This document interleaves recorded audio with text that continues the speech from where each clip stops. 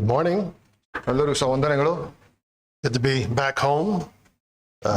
I was in the States for 2 weeks. So ಪ್ರಿಯ ಸಹೋದರ 2 ವಾರಗಳು ಅವರು ಅಮೆರಿಕ ದೇಶಕ್ಕೆ ಪ್ರಯಾಣ ಹೋಗಿದ್ರು. ಈಗ ಮತ್ತೆ ತಮ್ಮ ತಾಯ್ನಾಡಿಗೆ ಹಿಂದಿರುಗಿದ್ದಾರೆ.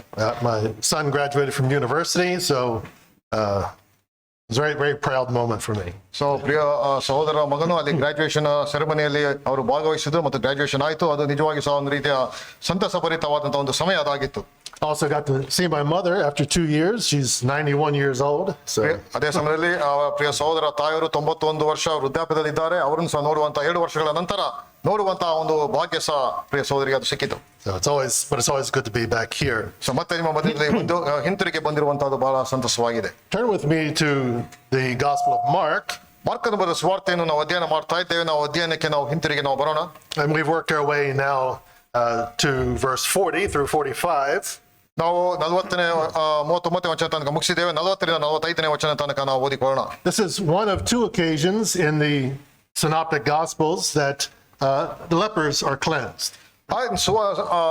ಸುವಾರ್ತೆಗಳಲ್ಲಿ ಈ ಒಂದು ಸಂದರ್ಭದಲ್ಲಿ ಕುಷ್ಠರೋಗಿಗಳು ಸ್ವಸ್ಥಪಡಿಸಲ್ಪಟ್ಟಂತ ಆ ಒಂದು ನಿದರ್ಶನವನ್ನು ನಾವು ಇಲ್ಲಿ ನೋಡುವಂತರಾಗಿದ್ದೇವೆ. This one is a single leper, and we have in Luke an illustration of 10 lepers that were cleansed. 2 ಸ್ಥಳಗಳಲ್ಲಿ ನಾವು ನೋಡುವಂತರಾಗಿದ್ದೇವೆ. ಇಲ್ಲಿ ಒಬ್ಬ ಕುಷ್ಠರೋಗಿ ಕುರಿತಾಗಿ ನೋಡುವಂತರಾಗಿದ್ದೇವೆ. ಲೂಕನ ಬರೆದ ಸುವಾರ್ತೆಯಲ್ಲಿ 10 ಮಂದಿ ಕುಷ್ಠರೋಗಿಗಳ ಕುರಿತಾಗಿ ನಾವು ಓದುತ್ತೇವೆ. Now we've said that Mark is establishing, he's painting a portrait, right? ಇಲ್ಲಿ ಮಾರ್ಕನ ಬರೆದ ಸುವಾರ್ತೆ ಎಂಬುದಾಗಿ ಹೇಳುವಾಗ ಆತನು ಅಲ್ಲಿ ಒಂದು ಚಿತ್ರಪಟವನ್ನು ಆತನು ಚಿತ್ರೀಕರಿಸ್ತಾ ಇರುವಂತಹ ಚಿತ್ರಣ ಹೇಗೆ ಎಂಬುದಾಗಿ ನಾವು ಮೊದಲೇ ನಾವು ನೋಡ್ತಾ ಬಂದಿದ್ದೇವೆ. Through his gospel he's establishing that Jesus Christ is the Son of God. ತನ್ನ ಸುವಾರ್ತೆ ಮುಖಾಂತರವಾಗಿ ಯೇಸು ಕ್ರಿಸ್ತನು ಆತನು ದೇವ ಕುಮಾರನು ಎಂಬುದಾಗಿ ಆತನು ಸಾಬೀತುಪಡಿಸುವಂತಹ ಸಂಗತಿಯನ್ನು ನಾವು ನೋಡಿದೆವು. And these miracles, these casting out of demons that he's doing are brush strokes that are painting this portrait of Jesus Christ. ಆತನು ಅದ್ಭುತ ಕಾರ್ಯಗಳನ್ನು ಮಾಡುತ್ತಾ ಅಲ್ಲಿ ದೇವಗಳನ್ನು ಆತನು ಹೊರಗೆ ಹಾಕುವಂತ ದೇವಗಳನ್ನು ಹೊರಹೊರಿಸುವಂತಹ ಸಂಗತಿಗಳನ್ನು ಆತನು ಒಂದು ಚಿತ್ರಪಟವನ್ನು ಬ್ರಷ್ನ ಮುಖಾಂತರ ಯಾವ ರೀತಿಯಲ್ಲಿ ಚಿತ್ರೀಕರಿಸುತ್ತೇವೆ ಆ ಸಂಗತಿಯನ್ನು ಅಲ್ಲಿ ಯೇಸು ಕ್ರಿಸ್ತನ ಕುರಿತಾಗಿ ಚಿತ್ರೀಕರಿಸುವಂತಹ ಸಂಗತಿಯನ್ನು ಮಾರ್ಕನ ಬರೆದ ಸುವಾರ್ತೆಯಲ್ಲಿ ನಾವು ನೋಡ್ತಾ ಬಂದೆವು. But really his purpose is to preach the gospel. ಆತನ ಉದ್ದೇಶ ಸುವಾರ್ತೆಯನ್ನು ಸಾರುವುದೇ ಅದಾಗಿತ್ತು. Healing was just a side thing. ಆದ್ರೆ ಸ್ವಸ್ಥಪಡಿಸುವಂತದ್ದು ಎಲ್ಲ ಸಂಗತಿಗಳು ಅದು 2ನೇ ಒಂದು ಸ್ಥಾನವನ್ನು ಅದು ಅಲಂಕರಿಸಿದ್ದವು. The healings were done to validate the message that he preached. ಆತನು ಸ್ವಸ್ಥತೆ ಮಾಡುತ್ತಾ ಇದ್ದಂತಹ ಒಂದು ಉದ್ದೇಶ ತಾನು ಹೇಳಿದಂತಹ ಒಂದು ಸಂಗತಿಗಳು ಅದು ಸತ್ಯವಾದಂತಹ ಸಂಗತಿ ಎಂಬುದನ್ನು ಸಾಬೀತುಪಡಿಸುವುದಕ್ಕಾಗಿ ಆ ಸಂಗತಿಗಳನ್ನು ಆತನು ಮಾಡ್ತಾ ಬಂದನು. In fact, the very last healing we saw was Peter's mother-in-law being raised up from a fever. ಕಳೆದ ಬಾರಿ ನಾವು ಪೇತ್ರನ ಅತ್ತಿಯಲ್ಲಿ ಅಸ್ವಸ್ಥತೆಯಿಂದ ಜ್ವರದಿಂದ ಬಳಲುತ್ತಿದ್ದಂತಹ ಸ್ವಸ್ಥತೆಗೆ ಹೊಂದಿದಂತಹ ಸಂಗತಿಯನ್ನು ನೋಡಿದೆವು. And the whole village, the whole surrounding area ended up at Peter's house at the end of the night. ಅಲ್ಲಿ ಆ ರಾತ್ರಿಯ ಸಮಯದಲ್ಲಿ ಇಡೀ ಒಂದು ಊರಿನ ಜನರು ಅಲ್ಲಿ ಪೇತ್ರನ ಮನೆಯ ಬಾಗಿಲಿಗೆ ಬಳಿಯಲ್ಲಿ ಬಂದು ಸೇರಿ ಬಂದಂತಹ ಸಂಗತಿಯನ್ನು ನಾವು ನೋಡಿದೆವು. And he gets up in the morning, Jesus gets up and goes to a desert place. ಅಲ್ಲಿ ಮತ್ತು ಮುಂಜಾನೆ ಆತನು ಬೆಳಿಗ್ಗೆ ಎದ್ದು ಆತನು ಅಡವಿಗೆ ಪ್ರದೇಶಕ್ಕೆ ಆತನು ಹೋದನು. Probably meeting with his father, praying. ಅಲ್ಲಿ ಪ್ರಾಯಶಃ ಅಲ್ಲಿ ತಂದೆಯ ಜೊತೆಯಲ್ಲಿ ಏಕಾಂತ ಸ್ಥಳದಲ್ಲಿ ಆತನು ಸಮಯವನ್ನು ಕಳೆಯುತ್ತಾ ಪ್ರಾರ್ಥನೆಯಲ್ಲಿ ತೊಡಗಿಸಿಕೊಂಡಂತಹ ಒಂದು ಸಮಯ.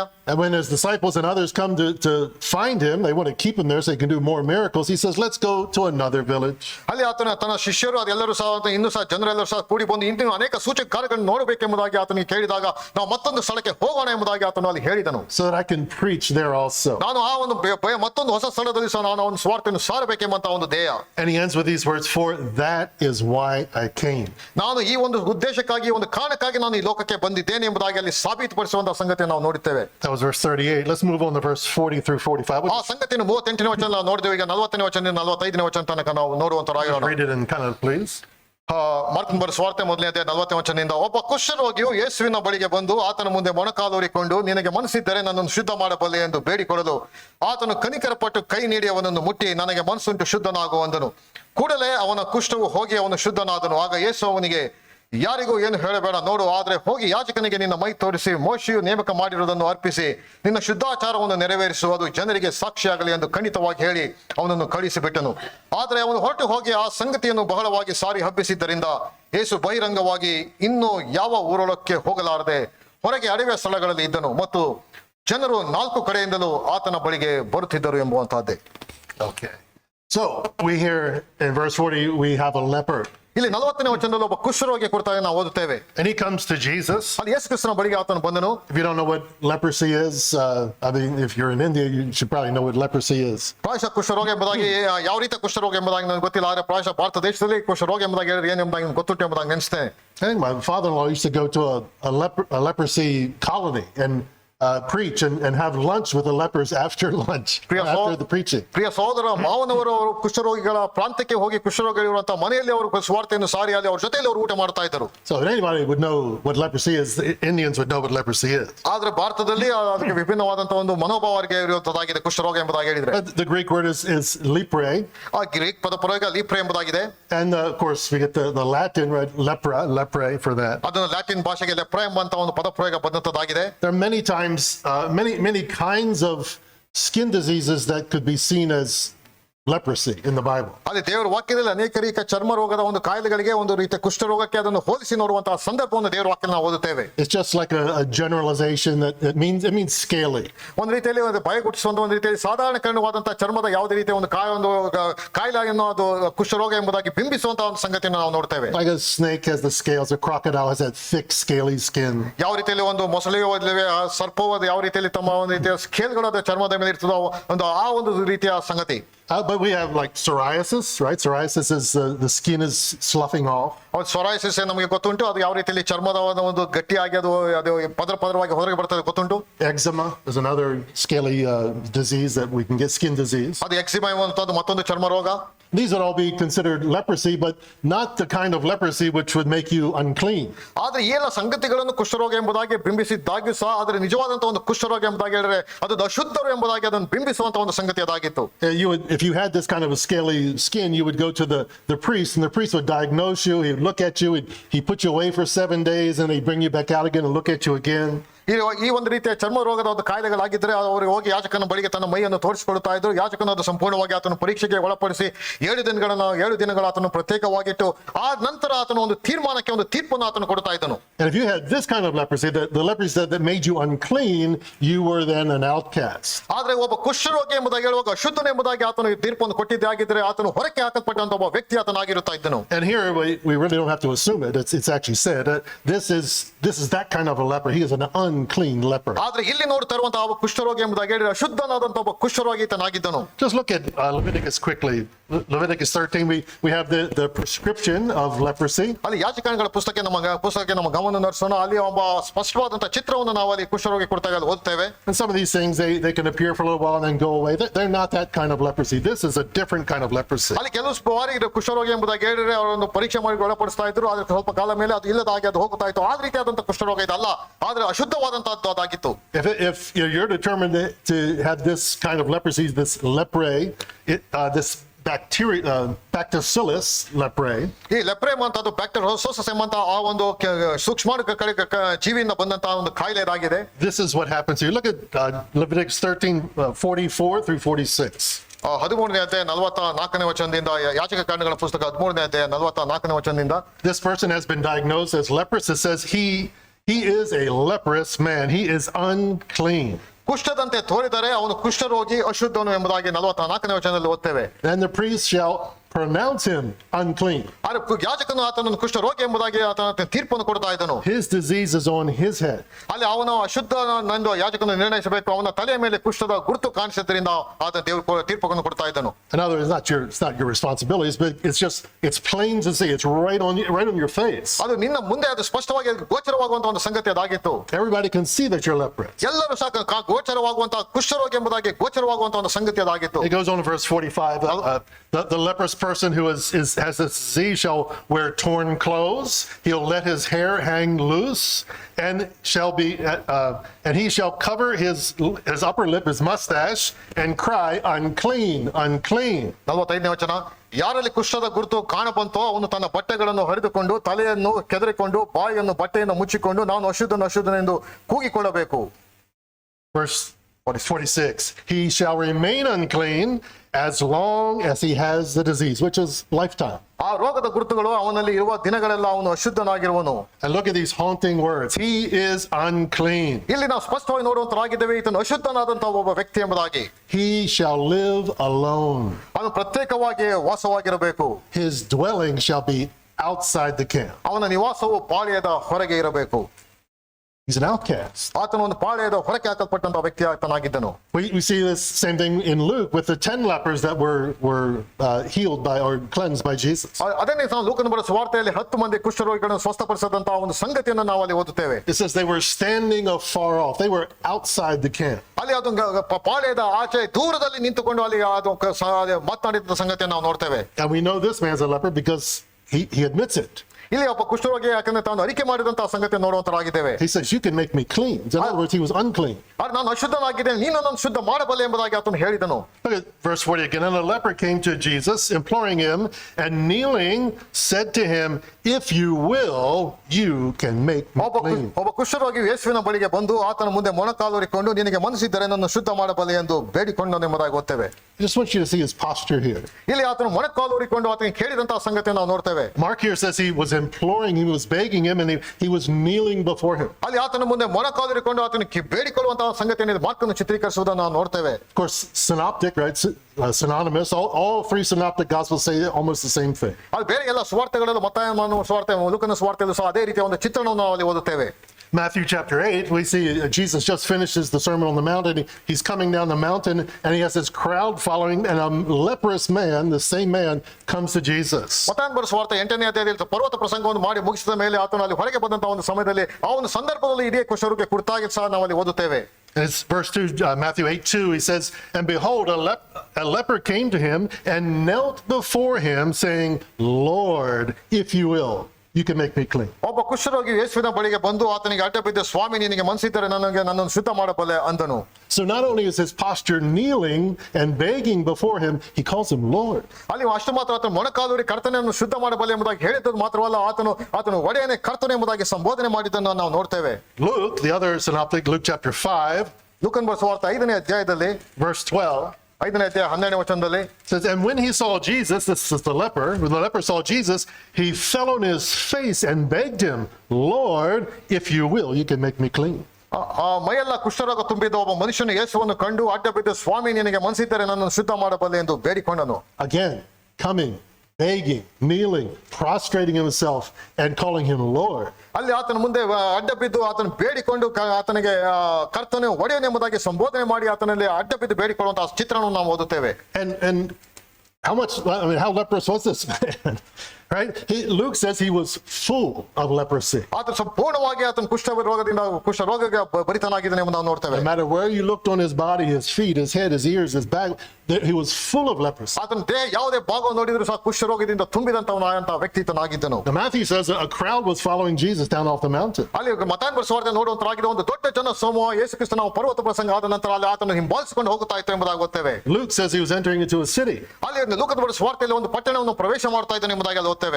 So, it's all of that. He was coming down the mountain with a large crowd entering into a city, and this man now comes to him. ಆತನು ಈ ಒಂದು ಎಲ್ಲಾ ಚಿತ್ರವನ್ನು ನಾವು ನೋಡುವಾಗ ಆತನು ಬೆಟ್ಟದಿಂದ ಹಿಡಿದು ಪರ್ವತ ಪ್ರಸಂಗವನ್ನು ಮುಗಿಸಿ ಆತನ ಕೆಳಗೆ ಬರ್ತಾ ಇರುವಾಗ ದೊಡ್ಡ ಜನ ಸಮೂಹದ ಗುಂಪು ಆತನು ಹಿಂಬಾಲಿಸಿಕೊಂಡು ಹೋಗ್ತಾ ಇತ್ತು. ಆತನನ್ನು ಪಟ್ಟಣವನ್ನು ಪ್ರವೇಶ ಮಾಡುವಂತಹ ಒಂದು ಸಂದರ್ಭದಲ್ಲಿ ಒಬ್ಬ ಕುಷ್ಠರೋಗಿ ಆತನನ್ನು ಭೇಟಿ ಮಾಡಿದ. Remember, he's an outcast. He's supposed to be in a deserted place where nobody has any contact with him. ಆತನು ಪಾಳೆಯದ ಆಚೆ ಇರುವಂತಹ ವ್ಯಕ್ತಿ, ಆತನ ಬಳಿಗೆ ಯಾರು ಸಹ ಒಂದು ರೀತಿಯಲ್ಲಿ ಯಾರು ಸೇರದೇ ಇರುವಂತಹ ಒಬ್ಬ ವ್ಯಕ್ತಿ ಈತನಾಗಿದ್ದನು. And now he comes into a crowd near a city. And can you imagine the horror of these people? ಅಲ್ಲಿ ಈಗ ಆತನು ಪಟ್ಟಣದ ಸಮೀಪಕ್ಕೆ ಬಂದಿದ್ದಾನೆ, ಅಲ್ಲಿ ಜನ ಸಮೂಹವಿದೆ. ಆ ಒಂದು ಚಿತ್ರಣವನ್ನು ಸ್ವಲ್ಪ ಭಾವಿಸ್ಕೊಳ್ರಿ. I remember I was at the farm at my school. ಅಲ್ಲಿ ಪ್ರಿಯ ಸಹೋದರಿ ಇರುವಂತಹ ಒಂದು farm school. We just walked in, we just opened the door, and my wife's opening the curtains. ಅಲ್ಲಿ ಪ್ರಿಯ ಸಹೋದರ ಹೋಗುವಂತ ಸಮಯದಲ್ಲಿ ಅಲ್ಲಿ ಬಾಗಿಲು ತೆರೆಯಲ್ಪಡ್ತದೆ, ಕರ್ಟನ್ಗಳು ಜರುಗಿಸ್ತಾರೆ. And I hear this scream. ಅಲ್ಲಿ ಚೀರಾಟವನ್ನು ಕೇಳಿಸ್ತದೆ.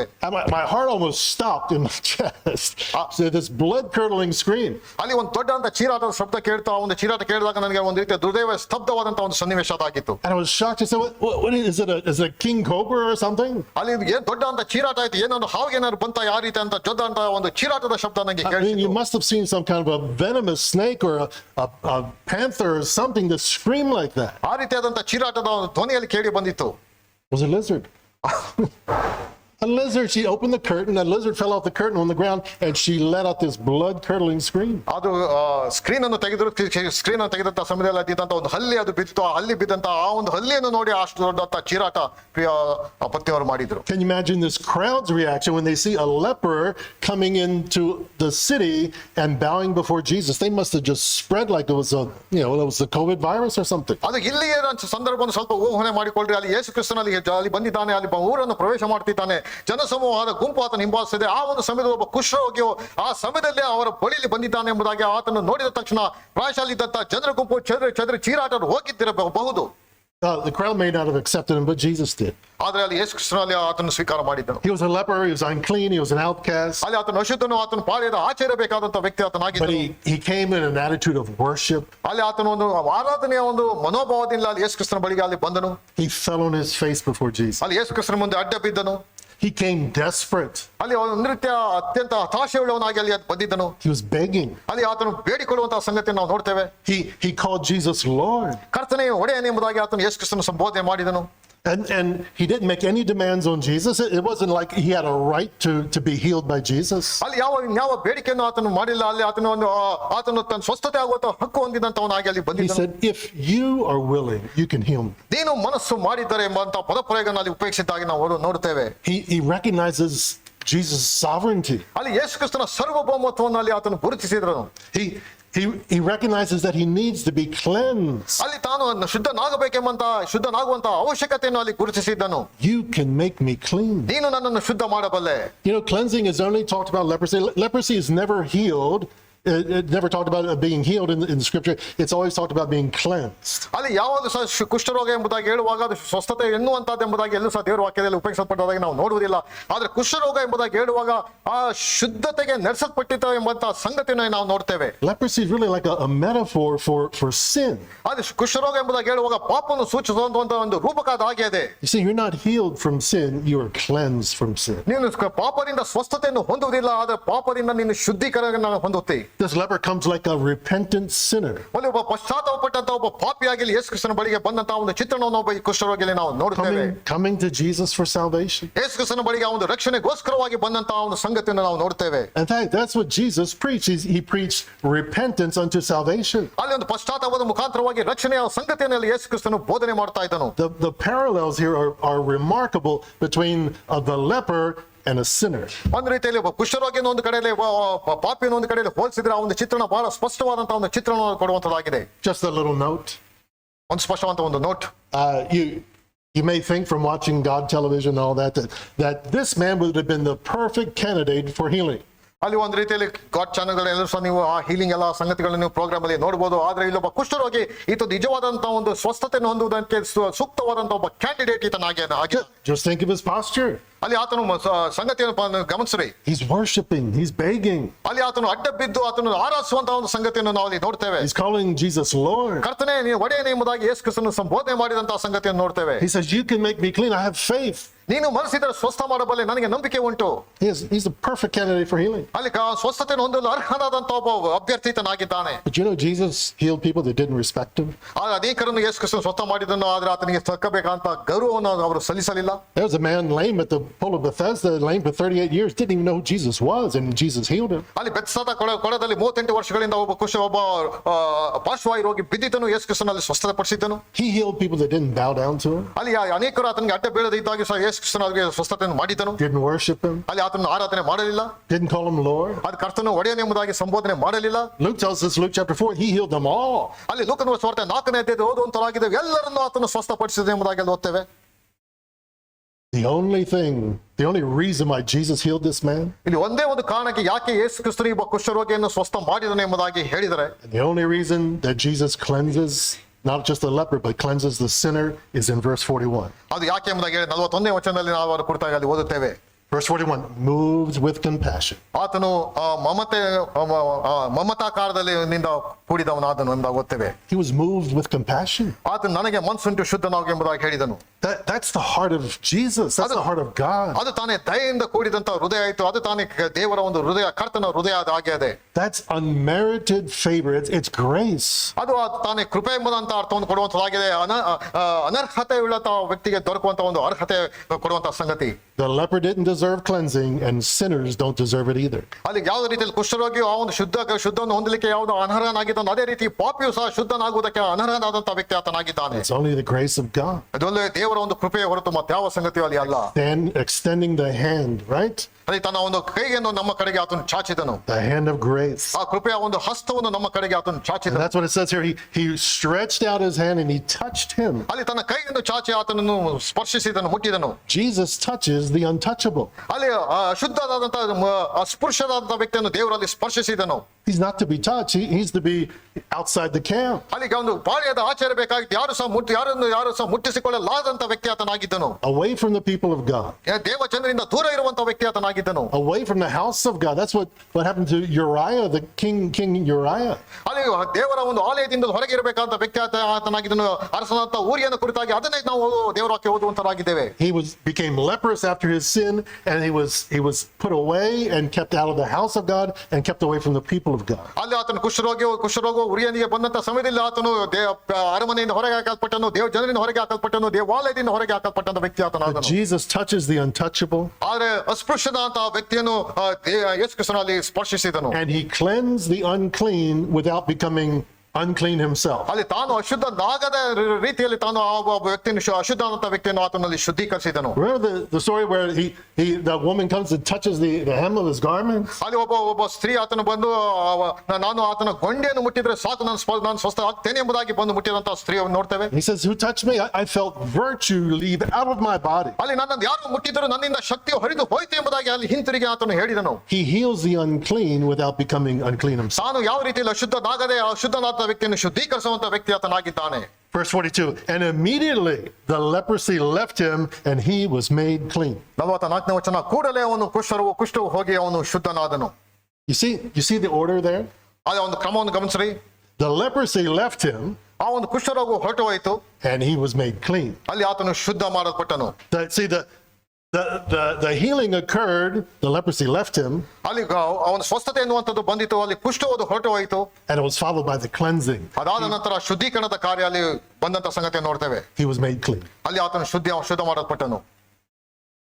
He not only needed to be healed, he needed to be cleansed. ಅದು ಬರೀ ಸ್ವಸ್ಥತೆ ಆಗುವಂಥದ್ದು ಮಾತ್ರವಲ್ಲ, ಆತನ ಶುದ್ಧೀಕರಣದ ಕಾರ್ಯಕ್ಕೆ ಅದು ಒಳಗಾಗಬೇಕಾಗಿತ್ತು. We not only need to be forgiven of our sin, we need to be sanctified as well. ಮತ್ತು ನಮ್ಮ ಪಾಪಗಳು ಪಾಪ ಕ್ಷಮಿಸಲ್ಪಡುವುದು ಮಾತ್ರವಲ್ಲ, ನಾವು ಶುದ್ಧೀಕರಣದ ಕಾರ್ಯಕ್ಕೂ ನಾವು ಸಹ ನಾವು ಒಳಗಾಗಬೇಕಾಗಿದೆ. Verse 43. 43ನೇ ವಚನ, And Jesus sternly charged him and sent him away at once. ಆಗ ಯೇಸು ಅವನಿಗೆ ಯಾರಿಗೂ ಏನು ಹೇಳಬೇಡ ನೋಡು ಎಂಬುದಾಗಿ ಆತನಿಗೆ ಕಳಿಸಿಕೊಟ್ಟಂತಹ ಸಂಗತಿಯನ್ನು ಓದ್ತೇವೆ. Remember the crowd, right? ಅಲ್ಲಿ ಆ ಜನಸಮೂಹದಲ್ಲಿ ಸೇರಿ ಬಂದಿತ್ತು. And the crowd scatters. A leper, unclean. ಒಬ್ಬ ಅಶುದ್ಧನು ಬಂದಿದ್ದಾನೆ, ಒಬ್ಬ ಕುಷ್ಠರೋಗಿ ಬಂದಿದ್ದಾನೆ ಎಂಬುದಾಗಿ ಜನರು ಚದುರಿ ಹೋದಂತಹ ಸನ್ನಿವೇಶ ಪ್ರಾಯಶಃ. And they're standing at a distance looking. ಅಲ್ಲಿ ಬಹಳ ದೂರದಿಂದ ನಿಂತ್ಕೊಂಡು ಎಲ್ಲ ಘಟನೆ ಅವರು ನೋಡ್ತಾ ಇದ್ದರು. And Jesus heals this leper. ಅಲ್ಲಿ ಯೇಸು ಕ್ರಿಸ್ತನಿಗೆ ಕುಷ್ಠರೋಗಿಯನ್ನು ಸ್ವಸ್ಥಪಡಿಸಿದನು. And says, go, quick, get out of here. ಕೂಡಲೇ ಒಂದು ಕುಷ್ಠರೋಗಿ ಅವನಿಗೆ ಯಾರಿಗೂ ಏನು ಹೇಳಬೇಡ, ಹೋಗು ಎಂಬುದಾಗಿ ಆತ ಹೇಳಿದನು. It says Jesus sternly charged him. The word there in the Greek is he snorted at him. ಅಲ್ಲಿ ಗ್ರೀಕ್ ಭಾಷೆಯಲ್ಲಿ ಸ್ನೋರ್ಡೆಡ್ ಎಂಬುದಾಗಿ ಪದ ಪ್ರಯೋಗಿಸಲ್ಪಟ್ಟಿದೆ. Like a horse snorts like that. ಒಂದು ರೀತಿಯಲ್ಲಿ ಆತನಿಗೆ ಗರ್ಜನೆ ಮಾಡಿದಂತ ಒಂದು ರೀತಿಯಲ್ಲಿ He snorts a command at this former leper. ಅಲ್ಲಿ ಈಗಾಗಲೇ ಕುಷ್ಠರೋಗಿನ ಸ್ವಸ್ಥತೆ ಆದಂತ ವ್ಯಕ್ತಿಗೆ ಆತನು ಹೇಳಿಗೆ ಕಳಿಸಿದನು.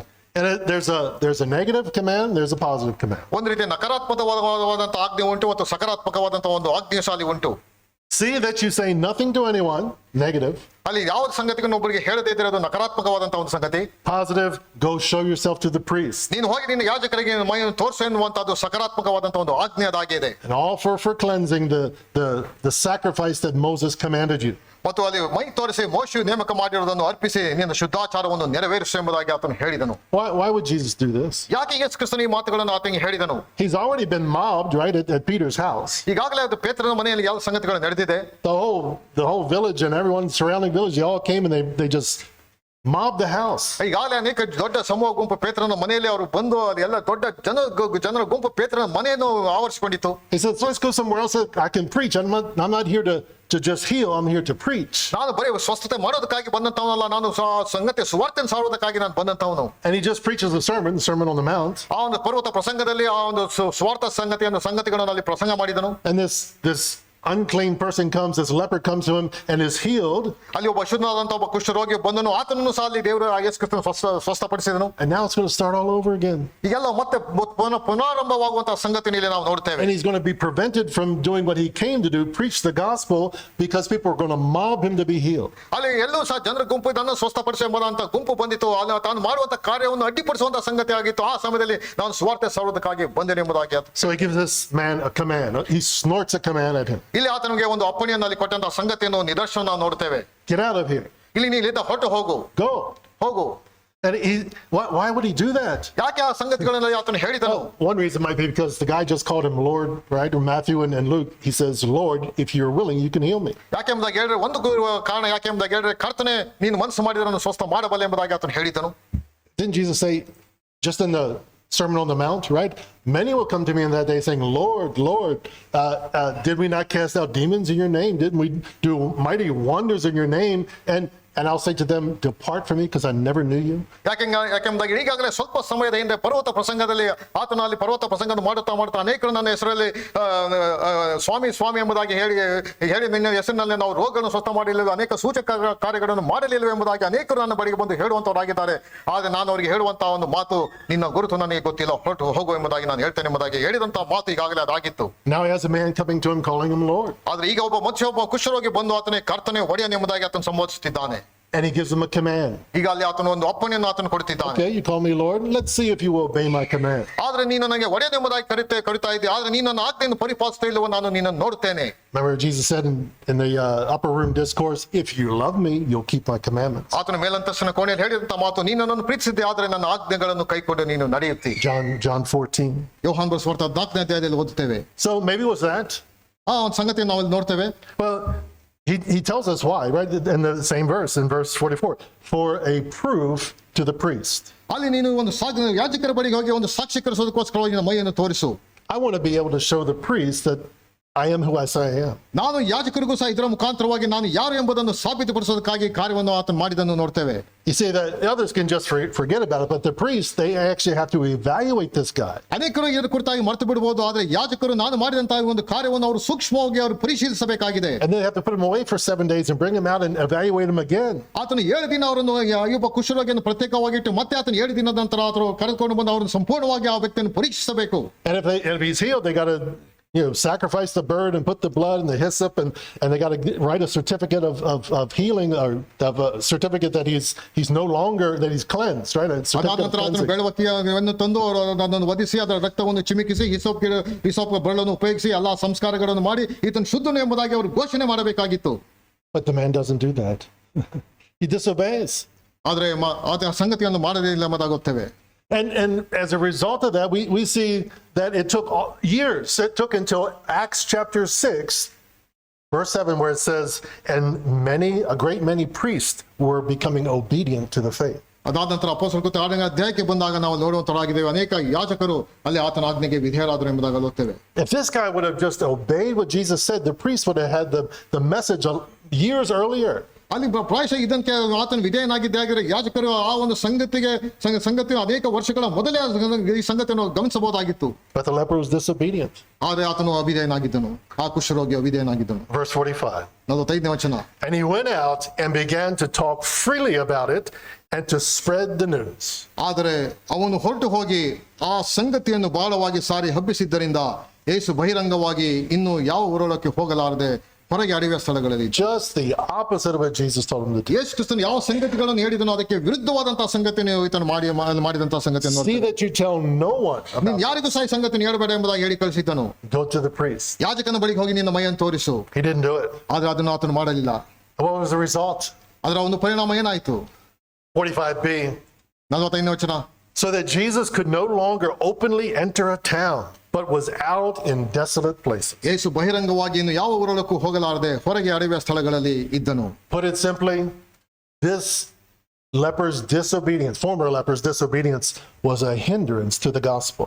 ಇದರಲ್ಲಿ ಏನನ್ನು ಕಲಿತೇವೆ ಎಂಬುದಾಗಿ ಹೇಳಿದ್ರೆ, ಈ ಒಬ್ಬ ಕುಷ್ಠರೋಗಿಯ ಅವಿಧೇಯತೆಯಿಂದ ಯೇಸು ಕ್ರಿಸ್ತನ ಒಂದು ಸೇವಾ ಕಾರ್ಯಕ್ಕೆ ಅಡ್ಡಿಯನ್ನು ಉಂಟು ಮಾಡಿದಂತಹ ಸಂಗತಿಯನ್ನು ನಾವು ನೋಡ್ತೇವೆ. Maybe he thought it was a noble, honorable thing ಅಲ್ಲಿ ನಿಜವಾಗ್ಲೂ ಆತನು ಗೌರವಾನ್ವಿತ ವ್ಯಕ್ತಿ ಎಂಬುದಾಗಿ ಪ್ರಾಯಶಃ ಅನೇಕರು ಗಮನಿಸಿದರು. to give Jesus all the credit and go out and spread the news all over the place. He's a healer. ಅಲ್ಲಿ ಆತನು ಒಬ್ಬ ಸ್ವಸ್ಥ ಮಾಡುವಂತ ವ್ಯಕ್ತಿ, ಆತನು ಇಂಥವನು ದೊಡ್ಡದಾದ ತತ್ವ ಕುಷ್ಠರೋಗವನ್ನು ಸ್ವಸ್ಥ ಮಾಡಿದ್ದಾನೆ ಎಂಬುದು ಎಲ್ಲ ಕಡೆ ಪ್ರಕಟಣೆ ಮಾಡಲಿಕ್ಕೆ ಆತನು ಪ್ರಾರಂಭಿಸಿದ್ದನು. And when Jesus wanted him to go to the priest and announce he's the Savior, ಅಲ್ಲಿ ಆದ್ರೆ ಆತನು ಯಾಜಕನ ಬಳಿಗೆ ಹೋಗಿ ಆತನು ರಕ್ಷಕನು ಎಂಬಂತಹ ಸಂಗತಿಯನ್ನು ಯಾಜಕನ ಮುಂದೆ ಅಥವಾ ಅವರು ಕುಷ್ಠರೋಗಿ ಹೇಳಬೇಕಾಗಿತ್ತು. when I read this week, it like slapped me in the face. ಅದು ನಾನು ಈ ವಾರವನ್ನು ಇದನ್ನು ಧ್ಯಾನ ಮಾಡ್ತಾ ಇರುವಂತಹ ಸಮಯದಲ್ಲಿ ನನ್ನ ಮುಖಕ್ಕೆ ಕಪಾಲಕ್ಕೆ ಹೊಡೆದಂತ ರೀತಿಯಲ್ಲಿ ನನಗೆ ಅನಿಸಿತು. It calls me to ask myself, am I speaking in a way, or am I living my lifestyle in a way that's a hindrance to the gospel? ಇದು ನನಗೆ ಯಾವ ರೀತಿಯ ಒಂದು ಪಾಠವನ್ನು ಕಲಿಸಿ ಒಂದು ವಾಕ್ಯ ಭಾಗ ಎಂಬುದಾಗಿ ಹೇಳಿದ್ರೆ, ನನಗೆ ನಾನೇ ಒಂದು ಪರೀಕ್ಷೆಗೆ ನಾನು ಒಳಪಡಿಸಿಕೊಂಡೆ. ಕರ್ತನೆ, ಇದು ನಾನು ನಿನ್ನ ಸೇವೆಗೆ ಅಡ್ಡಿ ತರುವಂತಹ ರೀತಿಯಲ್ಲಿ ನನ್ನ ಒಂದು ಬೋಧನೆ ಅದಾಗಿದೆಯೋ ಪರೀಕ್ಷೆ ಎಂಬುದಾಗಿ. I may think it's great, I may think it's honorable, I may think it's good, but is it in a furtherance of the gospel, or is it something that takes away from a furtherance? ಪ್ರಾಯಶಃ ನಾನು ನೆನೆಸಬಹುದು, ನಾನು ಮಾಡ್ತಾ ಇರುವಂತಹ ಒಂದು ಪ್ರಸಂಗ, ನಾನು ಮಾಡ್ತಾ ಇರುವಂತಹ ಸೇವಾ ಕಾರ್ಯಗಳು ಇದು ಎಲ್ಲಾ ರೀತಿಯಲ್ಲಿ ಗೌರವ ತರ್ತದೆ ಎಂಬುದಾಗಿ, ಆದ್ರೆ ಇದು ನಿನಗೆ ಇನ್ನೂ ಒಂದು ಸೇವಾ ಕಾರ್ಯಕ್ಕೆ, ನಿನ್ನ ಕಾರ್ಯಕ್ಕೆ ಇದು ಅಡ್ಡಿಯನ್ನು ತರುತ್ತಾ ಇದೆ ಎಂಬುದಾಗಿ ನನ್ನನ್ನು ಪರೀಕ್ಷೆ ಎಂಬುದಾಗಿ ನಾನು ಕೇಳಿಕೊಂಡೆ.